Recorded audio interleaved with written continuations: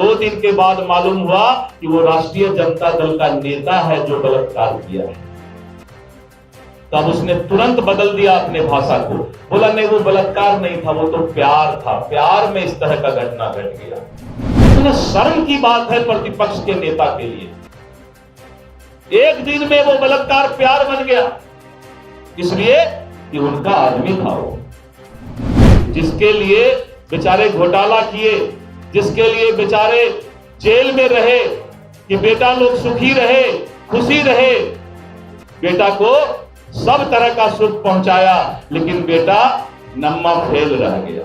नमस्कार, impact live news देख रहे हैं आप और मैं हूं आपकी होस्ट निधि सिंह। देखिए, बीजेपी कार्यालय में आज विपक्ष पर जमकर बरस उठे बीजेपी बिहार के अध्यक्ष दिलीप जायसवाल जी। तो अभी देखिए इस पूरी वीडियो में दिलीप जायसवाल किस तरह से परिवारवाद को लेकर के अपने विपक्ष और नेता प्रतिपक्ष तेजस्वी यादव पर उखड़ पड़े हैं। कबीर ने कहा था कि जब कोई बच्चा किसी घर में जन्म लेता है तो घर वाले बहुत खुश होते हैं, मुस्कुराते हैं, हंसते हैं, जश्न मनाते हैं कि हमारे घर में एक नया बच्चा जन्म लिया। लेकिन वही बच्चा जब अपने जीवन को संपूर्ण करके अंतिम विदाई लेने लगता है और अंतिम विदाई के वक्त जब समाज उसको याद करता है, उसके आंखों में आंसू होता है, तब माना जाता है कि वो व्यक्ति सचमुच महापुरुष थे। आज रामदेव महतो जी को हम लोग अगर याद कर रहे हैं, इसका मतलब है कि रामदेव महतो जी ने समाज के लिए कुछ अच्छा काम किया, जिसके लिए आज 17वीं पुण्यतिथि में भी हम लोग यहां पहुंचे हुए हैं। हम लोगों के लिए ये सीख है, जितने भी लोग सामने बैठे हैं, जितने भी लोग इधर बैठे हैं, कि जीवन में हम लोग कुछ अच्छा काम समाज के लिए कर जाएं। जब इस दुनिया में हम लोग नहीं रहेंगे तब भी हम लोगों को लोग याद करता रहेगा। ये हम लोगों के लिए भी सीख है। इसलिए आज सभागार में जो बैठे यहां पर प्रतिनिधिगण हैं, मैं स्वर्गीय रामदेव महतो जी के जीवनी की जितनी बातें अभी सुन रहा था और जो जानता हूं, उससे कुछ न कुछ अपने जीवन में सीखने का प्रयास करूंगा। पहले एक फ्लाईओवर हुआ करता था, और अनिसाबाद की बात जो अभी बताए कि 2006 करोड़,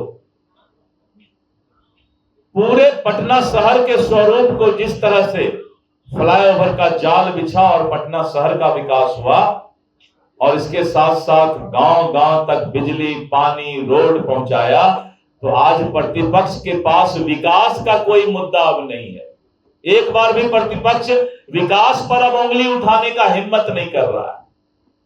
एक दो दिन चिल्लाया विशेष राज्य का दर्जा, लेकिन जैसे मोदी जी ने वहां से पिटारा खोल दिया तो सब लोग बैठ के बोला अब इस पर बोलने से तो बिहार की जनता सुनेगी नहीं इस बात को, तो अब विशेष राज्य का दर्जा भी भूल गए। कहा है कि विशेष राज्य से 10 गुना ज्यादा मोदी जी ने यहां पर पैकेज देना शुरू कर दिया, तो विकास की बात समाप्त हो गई प्रतिपक्ष के पास, विशेष राज्य का दर्जा समाप्त हो गया। इन लोगों के पास कोई मुद्दा ही नहीं रह गया। तो मुद्दा क्या बोलेंगे? अपराध बढ़ गया। मुजफ्फरपुर में एक दलित महिला के साथ बलात्कार हुआ, उसके ठीक पहले कलकत्ता में एक घटना घटा था, एक डॉक्टर के साथ बलात्कार होकर उसकी हत्या की गई थी। तो पूरा दुनिया और देश जो है उस विभत्स घटना की चिंता कर रही है। ठीक उसके 4-5 दिन के बाद एक दलित महिला के साथ बलात्कार हो गया, और ये तेजस्वी यादव और इनका कुनबा ने 2 दिन तक कहना शुरू किया कि बिहार में भी बंगाल से ज्यादा अपराध है।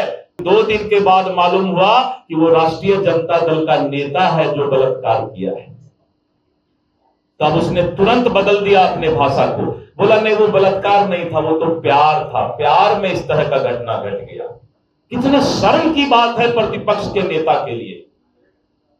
एक दिन में वो बलात्कार प्यार बन गया, इसलिए कि उनका आदमी था वो। बिहार की जनता सब कुछ देख रही है और समझ रही है। हम तो आदरणीय लालू जी को धन्यवाद देते हैं, बहुत अच्छे माता पिता थे वो लोग,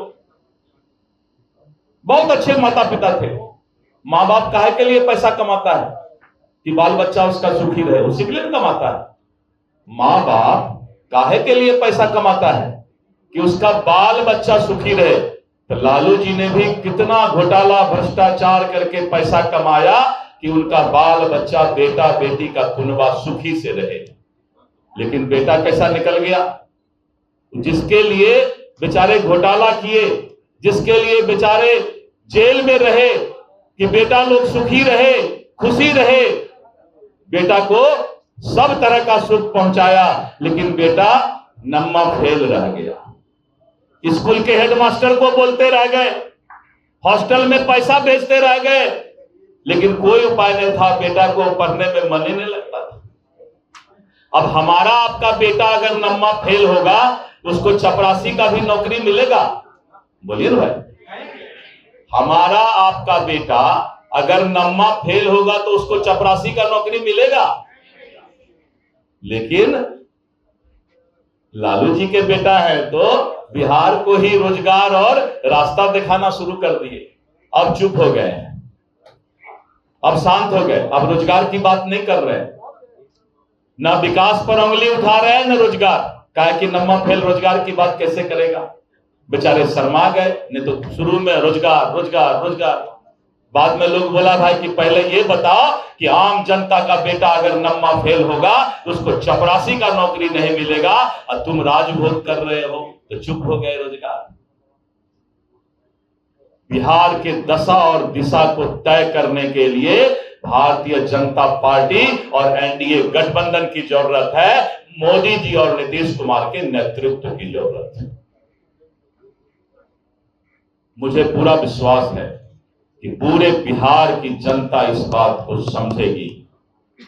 ये जो हवा उड़ाते रहते हैं, भावनात्मक बात करते रहते हैं, इन लोगों के पास कुछ भी नहीं है, रोज कुछ न कुछ हवा उड़ा दो। लेकिन वहीं पर स्वर्गीय रामदेव महतो जी के आत्मा को शांति मिलेगा कि भारतीय जनता पार्टी और एनडीए बिहार के विकास के लिए चिंता कर रही है।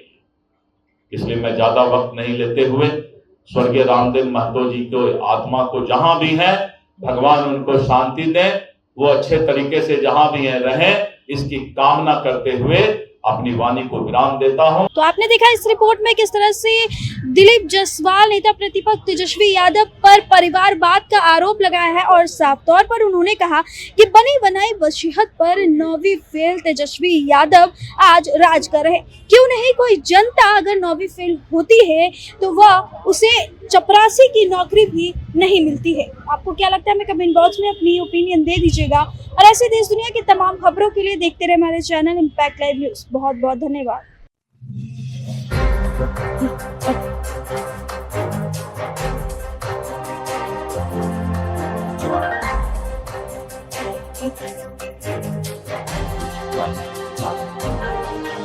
Thank you.